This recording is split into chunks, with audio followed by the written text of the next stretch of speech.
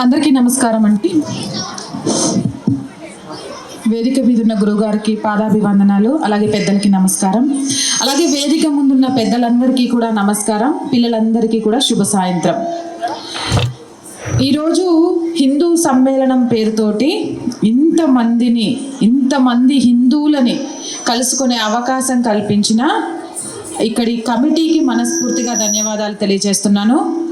And Hindu సమ్మేళనం ప్రతి వీధిలో, ప్రతి గ్రామంలో, ప్రతి ప్రాంతంలో హిందువులు లేని స్థలం భారతదేశంలో ఉంటుందా? ఉండదు. అయినా కూడా ఆ హిందువులను ఒక చోట కలపాలి అనే ఆలోచన రావడానికి కారణం ఏంటి అనేది నేను తర్వాత చెప్తా.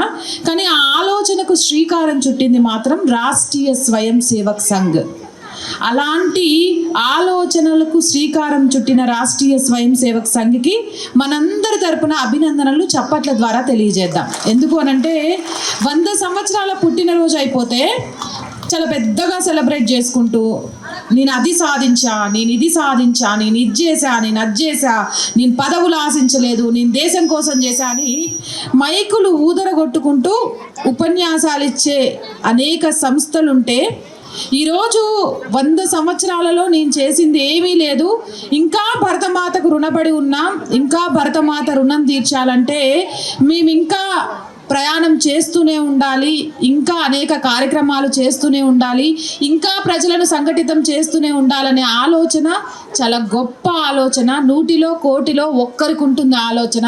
అలాంటి గొప్ప ఆలోచన ఉన్న సంస్థ రాష్ట్రీయ స్వయం సేవక్ సంఘ్. ఈరోజు రాష్ట్రీయ స్వయం సేవక్ సంఘ్ గనక ఈ ఆలోచన రాకపోతే ఇలా మనం అందరం ఒక దగ్గర కలిసే వాళ్ళం కాదు. సరే, ఈరోజు రాష్ట్రీయ స్వయం సేవక్ సంఘ్ 100 సంవత్సరాలను పూర్తి చేసుకొని హిందువులందరినీ ఏకం చేసింది. ఏకం చేసి ఏం చేయాలనుకుంది? సాంస్కృతిక కార్యక్రమాలు, వక్తల మాటలు, ఆ తర్వాత భోజనాలు. ఇవన్నీ దేనికోసం? 2047 కల్లా ఈ దేశాన్ని విశ్వగురువుగా, ప్రపంచంలోనే అగ్రగామిగా నిలబెట్టాలి. అంటే ఫస్ట్ ప్లేస్లోకి భారత్ వెళ్ళాలి. దేశం ప్రపంచంలోనే మొదటి స్థానానికి వెళ్ళాలి అంటే అది ఎవరి చేతుల్లో ఉంటుంది? దేశంలో ఉన్న పౌరుల చేతుల్లో ఉంటుంది. కానీ ఈరోజు దేశంలో ఉన్న పౌరులు ఎలా ఉన్నారు? నాకేంటి, మా ఆయన జీతం తెస్తాడు, మా పిల్లలకు వండి పెడతన్నా, ఇక పండక్కి పబ్బానికి ఓ చీర కొనుక్కుంటున్నా, దానికి వర్క్ చేయించుకొని కట్టుకొని పెళ్ళిళ్ళకు పోతున్నా అని ఆలోచించే ఆడోళ్ళు. ఏముంది, నెలకు సంపాదించేస్తున్నా, తీసుకొచ్చి పెళ్ళాన్ చేతిలో పెడుతున్నా, వీకెండ్ కాగానే ఫ్రెండ్స్ని కలుపుకొని కక్కా ముక్క పార్టీలు చేసేసుకొని గడిపేద్దాం అనే మగవాళ్ళు. అమ్మ నాన్న స్కూల్కి పంపుతాండ్రు, బండెడు బుక్స్ మోసుకుంటూ పోవాలా, ఆ మోసుకున్న బుక్స్లో ఉన్నాయి బట్టి కొట్టి చదవాలా, నెంబర్ వన్ అనే ర్యాంక్ తెచ్చుకోవాలా అనే ఆలోచనలో పిల్లలు. ఇక ఇవేం కాదు, కాలేజీలకు పోతున్నామా, ఎంజాయ్ చేస్తున్నామా, లేకపోతే యూనియన్ లీడర్లుగా ఉంటున్నామా, స్టూడెంట్స్ యూనియన్లలో జాయిన్ అవుతున్నామా, ఎంజాయ్ చేస్తున్నామా అని ఆలోచించే యూత్. ఇలా గనక ఉంటే దేశం అగ్రగామిగా ఎలా మారుతుంది? ఇంకొకటి, మరి భారతదేశంలో పౌరులందరూ మారాలి అన్నప్పుడు హిందువులను మాత్రమే ఎందుకు సంఘటితం చేస్తున్నారు అంటే, ఒకటి గుర్తుపెట్టుకోండి, భారతదేశంలోని హిందువులు క్షేమంగా ఉంటే, భారతదేశంలోని హిందువులు ధైర్యంగా ఉంటే, భారతదేశంలోని హిందువులు ఆర్థికంగా నిలదొక్కుకొని ఉంటే ప్రపంచం మనుగడ సాధించగలుగుతుంది. అది హిందువుల గొప్పతనం. అందుకే ఈ దేశం అగ్రగామిగా నిలబడాలన్నా ముందు హిందువులు సంఘటితం కావాలి. మిగిలిన వాళ్ళలో అది చాలా ఉంది. దేశం ధర్మం కోసం హిందువులనే సంఘటితం చేయాల్సిన అవసరం ఉంది అని సంఘటితం చేయడం కోసం, ప్రతి పౌరుడిలో మార్పు తీసుకురావడం కోసం, ప్రతి ఇంట్లో మార్పు తీసుకురావడం కోసం రాష్ట్రీయ స్వయం సేవక్ ఎంచుకున్న మార్గం పంచ పరివర్తన. అలాగే ఎంతమంది తల్లిదండ్రులు మీ పిల్లలకి స్టీల్ బాక్సుల్లోనే క్యారియర్ కడుతున్నారు, బాక్సుల్లోనే క్యారేజ్ కడుతున్నారు అనేది ఒకసారి చెప్పండి. స్టీల్ బాక్సుల్లోనే కట్టాలి. ప్లాస్టిక్ బాటిల్స్, ప్లాస్టిక్ బాక్సులు వాడకూడదు. అయితే వాటే తల్లిలకు చెప్తున్నా, అమ్మ మీ పిల్లలకు మీరు రోజు భోజనం పెట్టట్లేదు, విషం పెడుతున్నారు. సీరియస్గా చెప్తున్నా. ప్లాస్టిక్ బాక్సులలో వేడి వేడి పదార్థాలు కానీ లేదా బాగా చల్లటి పదార్థాలు కానీ పెట్టి పంపించడం ద్వారా మీకు తెలియకుండానే మీ పిల్లలకు మీరు విషం పెడుతున్నట్టు. మరి తప్పు ఎంతమంది చేస్తున్నారు? మీరు పర్యావరణానికే కాదు హాని, మీ పిల్లల ప్రాణాలకు కూడా చేస్తున్నారు. ఇంట్లో ఫ్రిడ్జ్లో వాటర్ బాటిల్స్ పెట్టిన ప్లాస్టిక్వి మీ ప్రాణానికి మీరే కొంచెం కొంచెం విషాన్ని లోపలికి పంపుతున్నట్టు.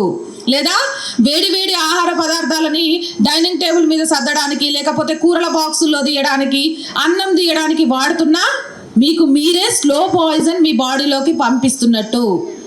అది ఎంత ప్రమాదకరము అంటే, మనిషిని భూమిలో పాతి పెట్టిన తర్వాత బొక్కలు కూడా మట్టిలో కలిసిపోతాయట.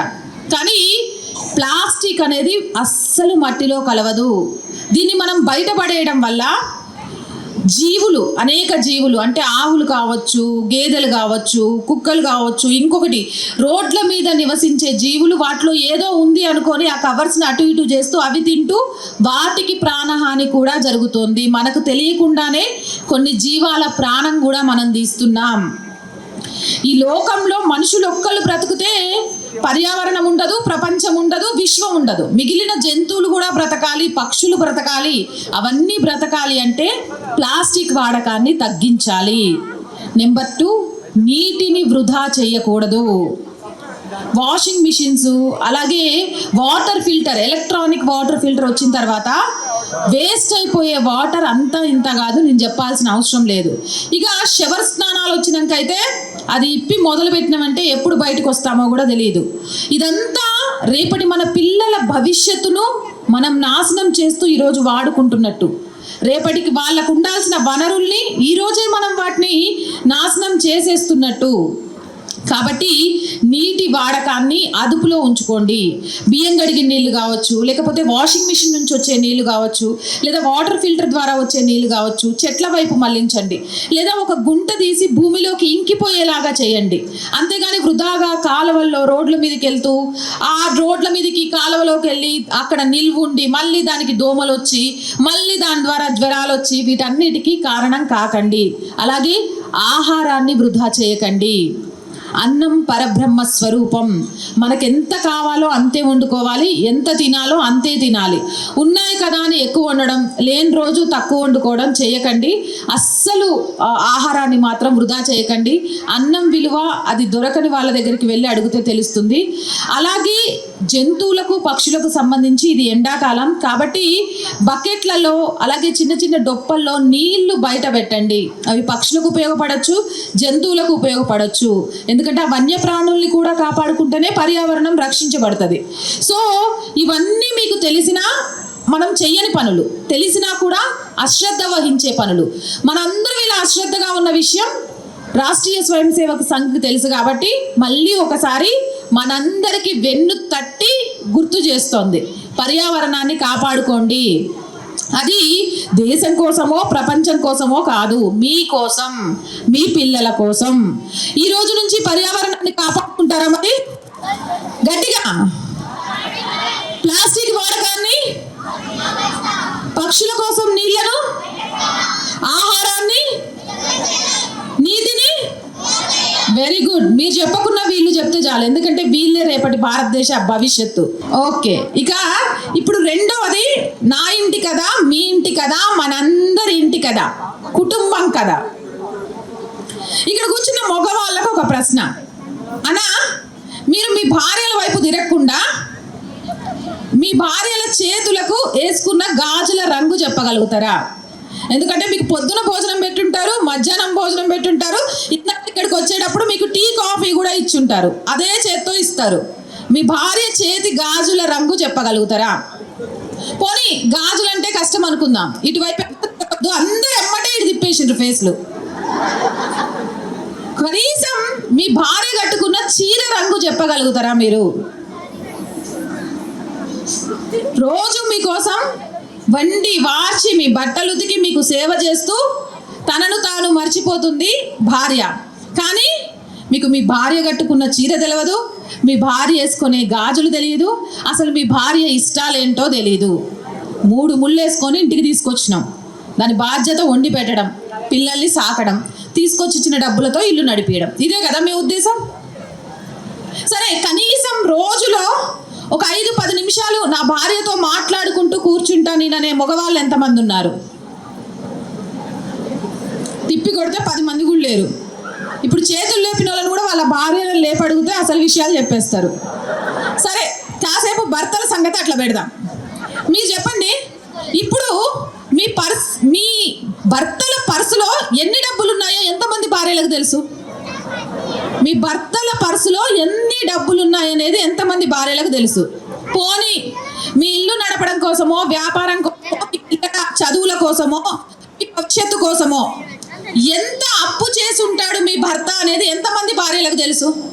మీ భర్తకున్న అప్పెంత తెలీదు. పోనీ ఒక రోజు మొత్తంలో మీ భర్త మీకోసం ఉద్యోగం చేసే 8 గంటలే కాక ఇంకా ఎన్ని గంటలు కష్టపడతాడు అనే విషయం ఎంతమందికి తెలుసు? కానీ రాముడి సీత లాంటి భార్యాభర్తలం మనం. రాముడి గురించి సీతకు తెలియదు, సీత గురించి రాముడికి తెలియదు. కానీ మనం పెళ్ళిళ్ళు వస్తున్నాయి, ఫంక్షన్లు వస్తున్నాయి అంటే మ్యాచింగ్, ఏమండి నా చీర కలర్ మ్యాచింగ్ షర్ట్ కొనుక్కోవా కదా? బయటికి కనిపించడానికి ఆదర్శ దంపతులుగా బ్రతుకుతున్నాం. కానీ ఎదుటి వాళ్ళు చూడడం కోసం కాదు బ్రతకాల్సింది, మన కోసం మనం జీవించాలి. భార్య కోసం భర్త, భర్త కోసం భార్య, అదే ఒక కుటుంబం. మీలో ఎంతమంది కనీసం కూర్చొని టీవీలు, ఫోన్లు ఆఫ్ చేసి మాట్లాడుకుంటూ భోజనం చేస్తారు? అంటే మనం వస్తువులకు ఇచ్చే విలువ సంబంధ బాంధవ్యాలకు ఇవ్వట్లేదు. ఒక ఇంట్లో మనల్ని కలిపి పడేశారు, ఇంట్లో కలిసి బ్రతకమంటున్నారు, కలిసి బ్రతుకుతాం. ఎందుకంటే బయటికి వెళ్ళిపోతే వీళ్ళు విడిపోయారంటారు కాబట్టి. మరి నిజంగా ఇలా బ్రతకడం ఒక బ్రతుకేనా? నేను అడగట్లేదు, మీకు మీరు ఎప్పుడైనా క్వశ్చన్ చేసుకున్నారా? సరే, ఇప్పుడు భార్యాభర్తలుగా ఇద్దరు ఫెయిల్ అయ్యారని అర్థమైపోయింది. తల్లిదండ్రులుగా మీరు ఎంతవరకు పాస్ అయ్యారో నేను అడుగుతా. ఏ తల్లిదండ్రులకైనా మీ పిల్లలకు సంబంధించి ఏ సోషల్ మీడియాలలో అకౌంట్లు ఉన్నాయి, ఆ సోషల్ మీడియాలో వాళ్ళు ఏ సెలబ్రిటీలను ఫాలో అవుతున్నారు, ఆ సోషల్ మీడియాలో వాళ్ళకి ఎంతమంది ఫ్రెండ్స్, ఎవరెవరు ఉన్నారనేది ఎంతమంది పేరెంట్స్కి తెలుసు? ఇక్కడ కూడా నో. అంటే పిల్లల విషయంలో మనం ఏంటి చూపిస్తున్నామంటే సంపాదించాలి, సంపాదించాలి, సంపాదించాలి, వాడిని పెద్ద కాన్వెంట్ స్కూల్కి పంపించాలి, వాడు ఇంగ్లీష్లో మాట్లాడుతుంటే వినాలి, బయటికి వెళ్ళినప్పుడు వాడు ఇంగ్లీష్లోనే మాట్లాడాలి, అస్సలు తెలుగు మాట్లాడకూడదు, వాడు పాష్గా ఉండాలి. అబ్బా నీ కొడుకు ఎంత పాష్గా ఉన్నాడు, నీ కూతురు ఎంత పాష్గా ఉందని జనాలు అనాలా. ఇంతే మన పెంపకం. మరి అది ప్రేమ అన్న? చిన్నప్పుడు స్కూల్ నుంచి వచ్చిన తర్వాత మీ అమ్మ, మీ నాన్న మీకు చూపించిన ప్రేమ ఈరోజు మీరు మీ పిల్లలకు చూపిస్తున్నారా? మీకోసం మీ తల్లిదండ్రులు ఇచ్చిన సమయం మీరు మీ పిల్లలకు ఇస్తున్నారా? మరి మీ తల్లిదండ్రులు 4 5 పిల్లల్ని కానీ కూడా మీకు సమయం ఇవ్వగలిగినప్పుడు మీరు 1-2 పిల్లల్ని కానీ కూడా మీ పిల్లలకి సమయాన్ని ఎందుకు ఇవ్వలేకపోతున్నారు? ఇవ్వలేకపోతే రేపు పిల్లల దారులు పెడదారి కానీ, లేకపోతే వాడో రౌడీ షీటర్ కానీ, వాడో దేశద్రోహి కానీ, వాడో ధర్మద్రోహి కానీ, లేదా అమ్మాయి ఎవరినైనా ఇష్టపడి వెళ్ళిపోయి కానీ, మతం మారి కానీ చేస్తే అది పిల్లల తప్ప, తల్లిదండ్రుల తప్ప? ఎవరు తప్పు?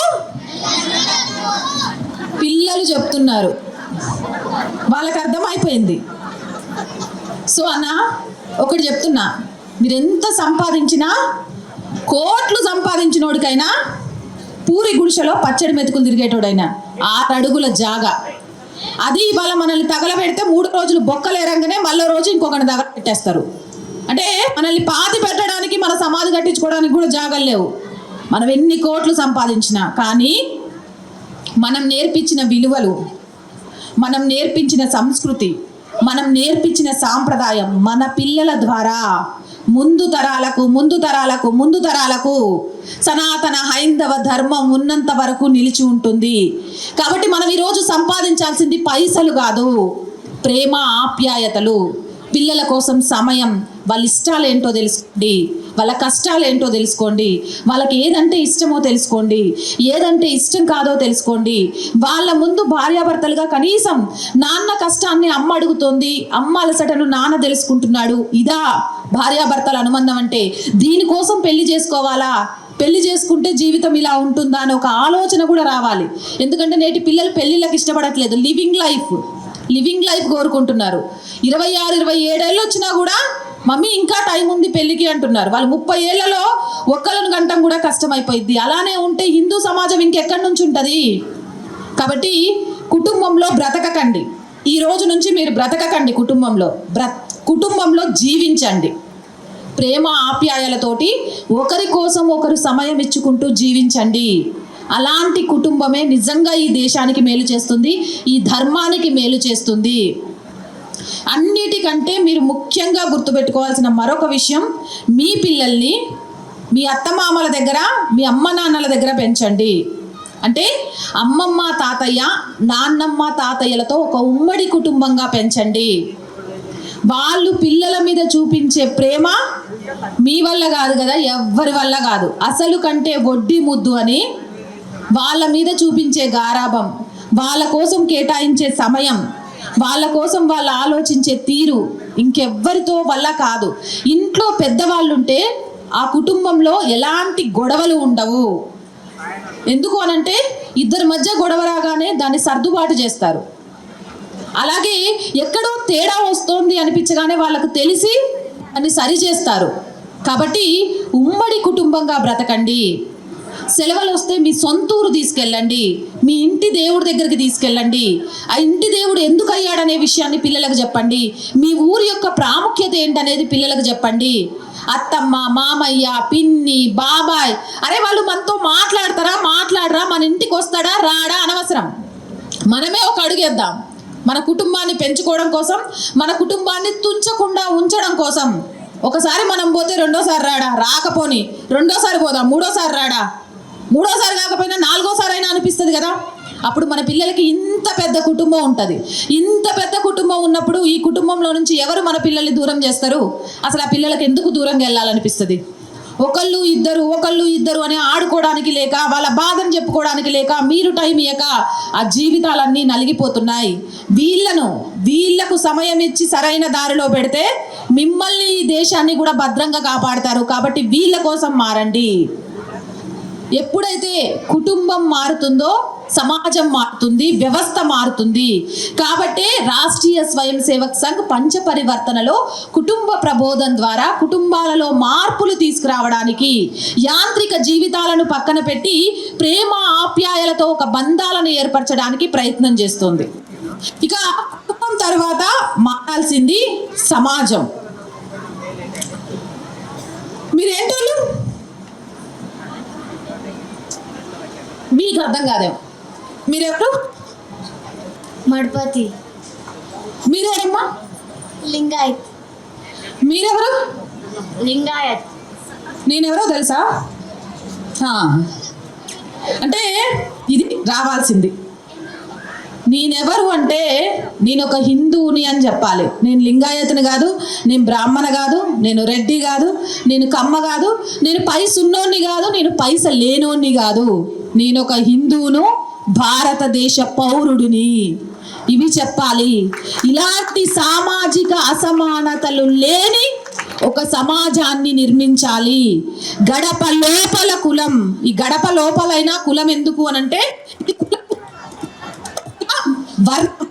ఆ వర్ణం ఏంటి అనంటే మనం చేసే ఆయా చేతి వృత్తుల వల్ల మనకంటూ కొన్ని సాంప్రదాయాలు ఉంటాయి, ఆచారాలు ఉంటాయి, వ్యవహారాలు ఉంటాయి. కాబట్టి ఆ ఆచారాల వ్యవహారాల కోసం గడప లోపల మన వర్ణం, మన పుట్టిల్లు, మన అత్తళ్ళు అప్పచెప్పిన మన సంస్కృతి సాంప్రదాయాలు. కానీ వన్స్ మనం గడప దాటినమంటే హిందువులం, భారతదేశ పౌరులం, దేశం కోసం, ధర్మం కోసం ఏం చెయ్యడానికైనా సిద్ధంగా ఉండే వానర సైన్యం. ఈ విషయాన్ని గుర్తుపెట్టుకోవాలి.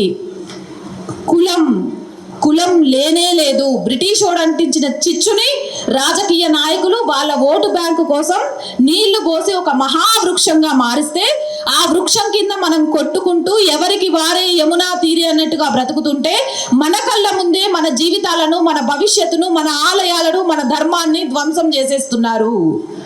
కాబట్టి సమాజంలో చైతన్యం రావాలి. ఈ వర్ణ వివక్షతను వదిలిపెట్టాలి. కుల వృత్తులను, ఏవైతే వర్ణ వృత్తులు ఉన్నాయో వాటిని ప్రోత్సహించాలి. మనం మాంసం కొంటున్నామంటే ఒక కటికన్న దగ్గర జట్కా పద్ధతిలో చేసిన మాంసాన్నే కొనాలి. మనం షేవింగ్ చేయించుకుంటున్నాం, హెయిర్ కట్ చేయించుకుంటున్నామంటే ఒక మంగళన్న దగ్గరే చేయించుకోవాలి. ఇలా ఒక బంగారు వస్తువు కొంటున్నామంటే ఎవరైతే దీనికి సంబంధించి కంస చేసే వాళ్ళు ఉంటారో వాళ్ళ దగ్గర, కంసాల దగ్గరికి మాత్రమే వెళ్ళాలి. ఇలా ఆయా చేతి వృత్తులకు చేతి నిండా పని అందించాలి. ఈరోజు చేతి వృత్తులు, కుల వృత్తులు అంతరించిపోతున్నాయి. అవి వేరే మతం వాళ్ళు ఆపాదించుకుంటున్నారు. దానివల్ల ఆర్థికంగా కూడా అసమానతలు ఏర్పడడానికి కారణం అవుతుంది. అలాంటి కారణం కాకుండా ఉండాలి అంటే మనం సంపాదించిన హిందువుల సొమ్ము మరో హిందూ దగ్గరికే వెళ్ళగలిగితే, ఎప్పుడైతే మనం ఆర్థికంగా పరిపుష్టంగా ఉండగలుగుతామో అప్పుడు మన మధ్య ఏ గొడవలు రావు.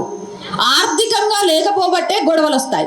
ఆర్థికంగా ఉండాలి అంటే మనలో మనమే, ఒకప్పుడు వస్తు మార్పిడి ఎలా ఉందో ఇప్పుడు ధన మార్పిడి కూడా మనలో మనమే చేసుకోవాలి. మన వృత్తులను మనమే కాపాడుకోవాలి. దానితో పాటు కులాలకు అతీతంగా ఈ సంవత్సరం కార్తీక మాసంలో హిందూ వనభోజనాలు జరగాలి. ఇప్పుడు హిందూ సమ్మేళనాలు ఎలా జరుగుతున్నాయో అలా హిందూ వనభోజనాలు జరగాలి. కుల భోజనాలు కాదు. ఆకలికి కులం ఉండదు. కడుపు నిండితే చాలు అని చెప్తుంది, సంతృప్తినిస్తుంది. ఆ వనభోజనాలకు మీ డ్రైవరు, మీ ఇంట్లో పనిచేసే వాళ్ళు, మీ బట్టలు ఉతికే వాళ్ళు, లేకపోతే మీకు మంగలి పని చేసే వాళ్ళు అసమానతలు చూడకుండా అందరినీ పిలిచి వండుకొని ఒకేసారి కూర్చొని తినాలి. సంవత్సరానికి ఒక్కసారైనా ఇలా జరగాలి. జరిగితే పిల్లల్లో ఆర్థిక అసమానతలు కానీ కుల వివక్షత కానీ తెలియదు. అది తెలియని రోజు రేపు వీళ్ళు కులం కోసం పనిచేయరు. ఏ రాజకీయ నాయకుడైనా కులమో ఆర్థిక అసమానతలో చూపించి వీళ్ళని విడదీయాలనుకుంటే నువ్వు చెప్పేదేంటి, మేము చిన్నప్పటి నుంచి పెరిగిన విధానం అది కాదు, మేము ధర్మం కోసం, దేశం కోసం మాత్రమే కలిసి ఉంటాం, ఇంకా దేనికోసం కూడా మేము విడిపోము, పోరాడము అని ధైర్యంగా నిలబడతారు. అలాంటి ఒక సమాజాన్ని నిర్మించాల్సిన బాధ్యత మీ అందరి మీద ఉంది. అసమానతలు లేని ఒక సమాజాన్ని నిర్మించాలి. ఇదే సామాజిక సమరసత అనే దానితోటి మూడో అంశంగా మనందరికీ సంఘ తెలియజేయాలనుకుంది. స్వదేశీ. స్వదేశీ నేను అమెజాను, ఫ్లిప్కార్టు, లేకపోతే బ్లింకిట్ ఇలాంటివి వాడను అనే వాళ్ళు ఎంతమంది చేతులెత్తండి. ఆడవాళ్ళు అయితే కుదరని పని. యాప్లు లేకుంటే పని అవ్వనే అవ్వదు. ఇప్పుడు యుద్ధం రాగానే, లేకపోతే ఇంకొకటి, అమ్మా మీరు రోజు సీరియల్సే కాదు, రోజుకో గంట వార్తలు చూడండి. వార్తలు చూసే టైం లేకపోతే ఏదో ఒక వార్తా పత్రికనైనా చదవండి. ఎందుకంటే ఫస్ట్ దేశంలో ఏం జరుగుతుందనేది మగోళ్ళకు తెలియకుండా ఏం కాదు, ఆడోళ్ళకు తెలిసి ఉండాలి. ఎందుకంటే ఆడోళ్ళే దేన్నైనా మ్యాజిక్ చేసి మార్చేస్తారు. కాబట్టి మీరు కంపల్సరీ చూడండి. ఈరోజు అమెరికా మన మీద ఆంక్షలు విధిస్తాం, సుంకాలు పెంచుతామంటే, లేకపోతే చైనా వాడు మనం చైనా వస్తువులు కొని డబ్బులు ఇస్తే వాడు మన దేశం మీదే యుద్ధానికి వస్తుంటే, పాకిస్తాన్ కాస్మెటిక్స్ తక్కువ రేటు ఉంటాయని మనం కొంటుంటే వాడు మన దగ్గర ప్యాంట్ ఇప్పి నువ్వు హిందువా ముస్లిమా అని అడిగి చంపుతుంటే మన సంపాదన వాళ్ళకి ఇవ్వడం కరెక్టేనా? ఎవడైనా శత్రువుకు పైసలు ఇస్తాడా? మరి మనం ఎందుకు ఇస్తున్నాం? మన ఊరు, మన గల్లీ శివర దుకాణం కొట్టు లేదా? బట్టల కొట్టు లేదా? బంగారు కొట్టు లేదా? లేకపోతే ఆర్టిఫిషియల్ నగలమ్మే అన్న లేడా? ఎవరు లేకుంటున్నారు మన ఊర్లో? వాళ్ళని వదిలేసి, ఈ దేశంలో తయారవుతున్న చీరలను వదిలేసి, ఈ దేశంలో తయారవుతున్న బట్టలను వదిలేసి ఆడేడో బట్టలు కొనుక్కుంటేనే మనం సోగ్గా కనబడతామా? కాదు కదా. మన శత్రువు దగ్గర ప్రాణం పోయినా కూడా ఒక్క రూపాయి సహాయం చేయొద్దు. మన శత్రువు అని తెలిసాడు అంటే, అది ముఖ్యంగా ఈ దేశానికి ద్రోహి, ఈ దేశానికి హాని తలపెట్టాలని చూస్తున్నాడు అంటే అసలు వాడి దగ్గర కొనొద్దు. ఇవాళ నుండి మీరెవ్వరూ చైనా వస్తువులు కానీ, పాకిస్తాన్ వస్తువులు కానీ, కాదు విదేశీ వస్తువులను కొనం అని ఒక ప్రమాణం చేయండి. స్వదేశీ వస్తువుల్ని మాత్రమే కొంటాం మేము. కొంటారా? మీ అమ్మోళ్ళు ఎప్పుడైనా కొంటే దాన్ని తీసుకెళ్ళి బయట కాలువలో పడేయండి. ఏదైనా విదేశాలకు సంబంధించి అది లక్షలు పోసుకున్నా సరే పట్టున పగలగొట్టేయండి. ఎందుకంటే విదేశీ వస్తువులు ఏవి కూడా మన ఇళ్ళల్లో ఉండకూడదు.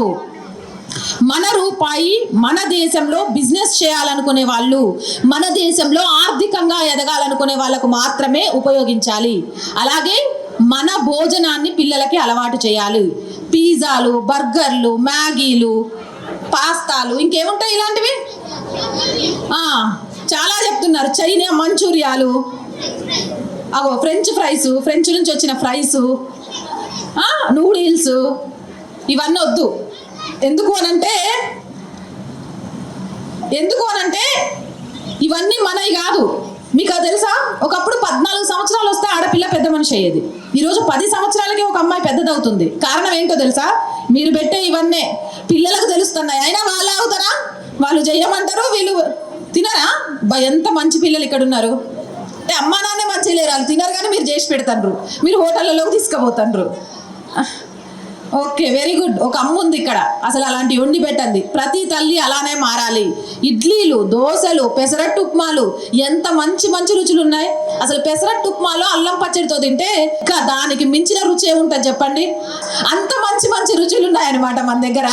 కాబట్టి మన రుచులను మన పిల్లలకి నేర్పించండి. ఇక స్వాలో మనం మరొకటి నేర్చుకోవాల్సింది ఏంటంటే స్వధర్మం, మనం పుట్టిన ధర్మం. రాముడు ఎందుకు దేవుడయ్యాడు? ఇప్పుడు వీళ్ళు ఇన్ని అవతారాలు చూపించినా కూడా కొడుకుగా ఎవరు కావాలి అంటే రాముడే అంటాడు, భర్తగా ఎవరు కావాలంటే రాముడే అంటారు, గురువుగా ఎవరు కావాలంటే రాముడే అంటారు, అలాగే అన్నగా ఎవరు కావాలంటే రాముడే అంటాడు. రాజ్యం ఎలా ఉండాలి అంటే రామరాజ్యంగానే ఉండాలని చెప్తాం. ఎందుకు? సకల గుణాలకు అధిపతి ఆయన. అలా రాముడు ఎందుకు దేవుడికి మించి అయ్యాడో, ఆంజనేయ స్వామి ప్రతి ఇంట్లో ఒక సోదరుడిగా ఎలా మారిపోయాడో, కృష్ణుడు సొంత పెద్దమ్మ పిల్లలు పెద్దనాన్న పిల్లల మీద యుద్ధం చేయమని ఎందుకు చెప్పాడో, అధర్మం చేస్తే నీ వాడి మీదైనా యుద్ధం చెయ్యి, దేశద్రోహం చేస్తే నీ వాడినైనా వధించు.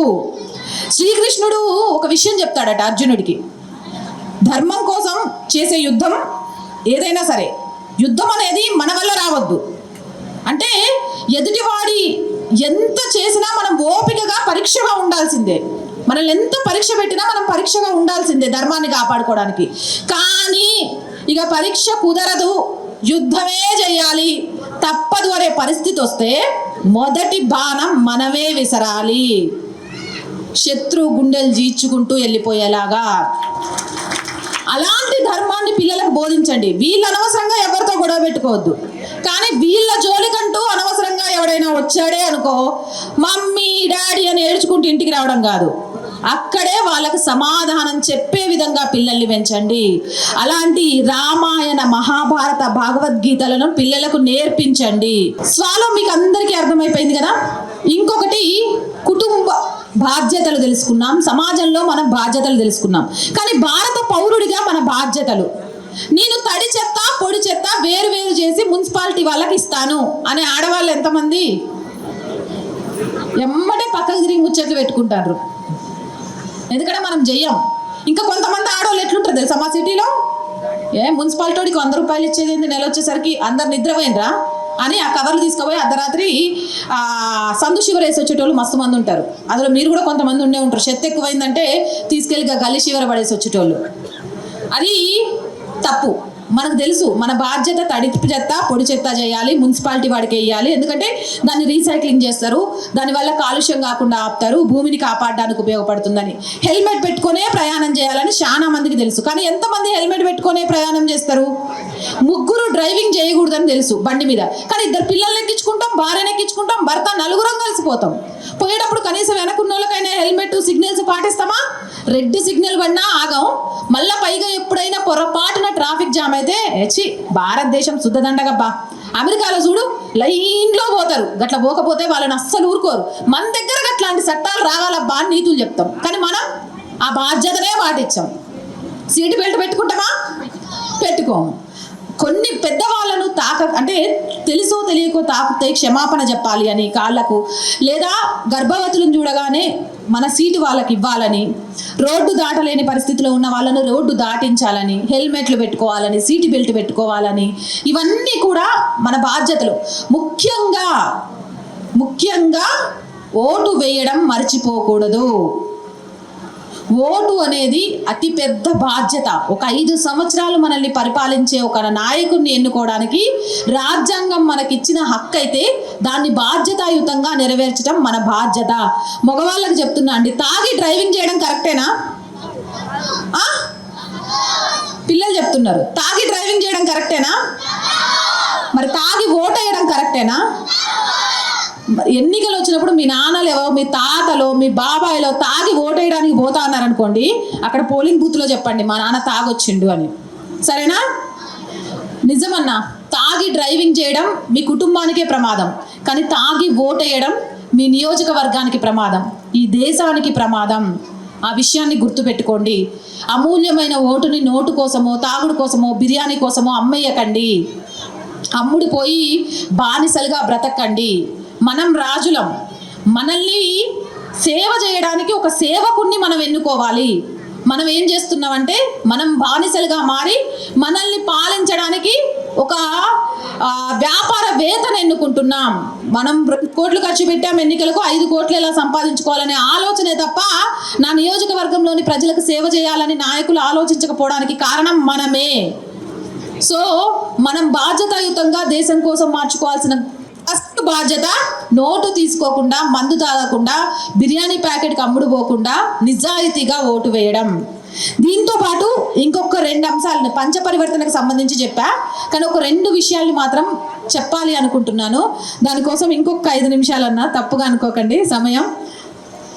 లవ్ జిహాద్ ప్రతి తల్లిదండ్రులు తెలుసుకోవాల్సిన అంశం, ప్రతి ఆడపిల్లలు తెలుసుకోవాల్సిన అంశం. ఇక్కడ ఉన్న అమ్మాయిలందరికీ చెప్తున్నా, ఒక విషయం గుర్తుపెట్టుకోండి. మీకు నిస్వార్థంగా, అంటే మేము తిన్నా పర్లేదు, తినకపోయినా పర్లేదు, మేము కొత్త బట్టలు కొనుక్కున్నా పర్లేదు, కొనుక్కోకపోయినా పర్లేదు, లేకపోతే మాకు అంటూ ఏమీ లేకపోయినా పర్లేదు అని ఈ విశ్వం మొత్తంలో మన గురించి ఆలోచించేది అమ్మా నాన్న మాత్రమే. మనం పుట్టాక వాళ్ళు భార్యాభర్తలు అనేది కూడా మర్చిపోయి మన కోసం మాత్రమే జీవితాన్ని త్యాగం చేస్తూ ఉంటారు. మనకు బాక్సులు కట్టడం, మనకు డ్రెస్సులు, మనకు జడలేయడం, మనకు మంచి సంబంధాలు చూడాలి, మళ్ళీ మనకు పుట్టిన పిల్లలకు సేవ చేస్తూ ఉండాలి. ఇలాంటి నిస్వార్థ ప్రేమ చూపించేది తల్లిదండ్రులే. ఇంతకు మించి మన మీద ఎవ్వరూ ప్రేమ చూపించరు. ఒకవేళ ప్రేమ చూపిస్తున్నట్టు నటించినా అది అబద్ధం. గుర్తుపెట్టుకోండి.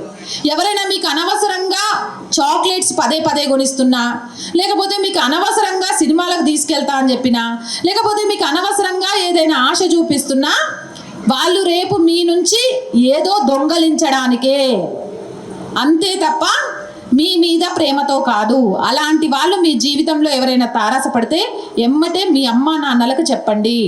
అండ్ అమ్మా నాన్నలు మీరు కూడా మీ పిల్లలకుతో వీలైనంత సమయాన్ని కేటాయించండి. కనీసం రోజులో తల్లి కానీ తండ్రి కానీ ఆ రోజు వాళ్ళు ఎవరెవరితో మాట్లాడారు, అసలు వాళ్ళు సోషల్ మీడియాలో ఎవరెవరితో స్నేహం చేస్తున్నారు, ఆ స్నేహాలు ఎంతవరకు కరెక్ట్, అవి మీ పిల్లల భవిష్యత్తు మీద ఎలాంటి ప్రభావాన్ని చూపించబోతున్నాయి, అలాగే మీ పిల్లలకు సంబంధించి ఏమైనా కొత్తగా మార్పులు వచ్చాయా, అంటే వాళ్ళ రోజు ప్రవర్తనలో ఏదైనా మార్పు వచ్చిందా గమనించండి అమ్మా. ఎందుకంటే ఈరోజు 14 ఏళ్ళ అమ్మాయి సేఫ్ కాదు, మనం బాగా చదివించి ఒక ఐటీ కంపెనీలో పనిచేసే అమ్మాయి కూడా సేఫ్ కాదు, ఏ అమ్మాయి కూడా సేఫ్ కాదు. కానీ ఆ అమ్మాయిలు అంత బాధపడుతూ కూడా తల్లిదండ్రులకు చెప్పుకోలేకపోతున్నారు. చెప్తే చదువు మానిపిస్తారేమో, ఉద్యోగం మానిపిస్తారేమో, భవిష్యత్తు ఆగమవుతుందేమో, లేకపోతే తల్లిదండ్రులు ఏమన్నా చేసుకుంటారేమో అని. ఆ భయాన్ని పిల్లల్లో నుంచి తీసేయండి. ఈరోజు లవ్ జిహాద్ బారిన పిల్లలు పడి వాళ్ళ జీవితాలు నాశనం అయిపోతున్నాయి అంటే 90% తప్పు తల్లిదండ్రుల్లోనే ఉంది. కాబట్టి మీరు మారండి. డబ్బు ఎప్పుడైనా సంపాదించవచ్చు, మీ పిల్లలు కూడా ఉద్యోగాలు చేసి సంపాదిస్తారు, కానీ మీ పిల్లలకు మంచి చెడులు నిర్ధారించుకునే పూర్తి సోయి వచ్చేదాకా వాళ్ళని ఒక కంట కనిపెట్టుకొని ఉండండి.